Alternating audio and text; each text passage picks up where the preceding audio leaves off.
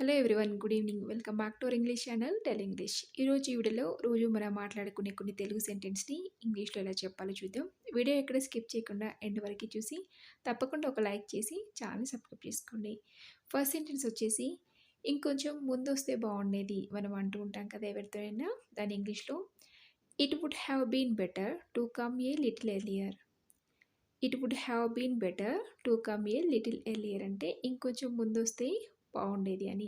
అలాగే నిన్న నువ్వు వెళ్ళావా అని అడుగుతుంటాం కదా, దాని ఇంగ్లీష్లో did you go yesterday. Did you go yesterday అంటే నిన్న నువ్వు వెళ్ళావా అని.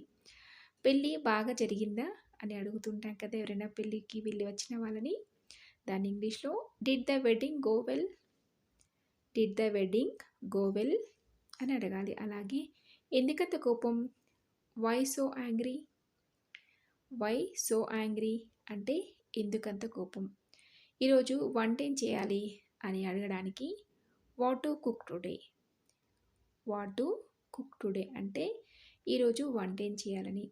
సినిమాకి వెళ్దామా అని అడగడానికి let's go to the cinema. Let's go to the cinema.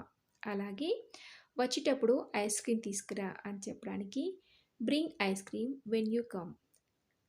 Bring ice cream when you come అంటే వచ్చేటప్పుడు ఐస్ క్రీమ్ తీసుకురా అని. ఆఫీస్ నుండి త్వరగా రా అని చెప్పడానికి come early from office. Come early from office అంటే ఆఫీస్ నుండి త్వరగా రా అని.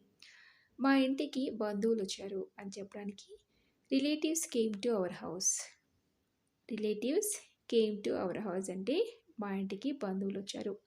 చూసారు కదా, ఈ సెంటెన్స్ అన్నీ కూడా మీకు యూస్ఫుల్గా ఉంటాయనుకుంటున్నాను.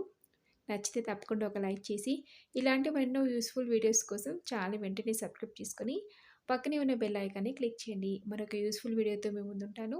Thank you for watching.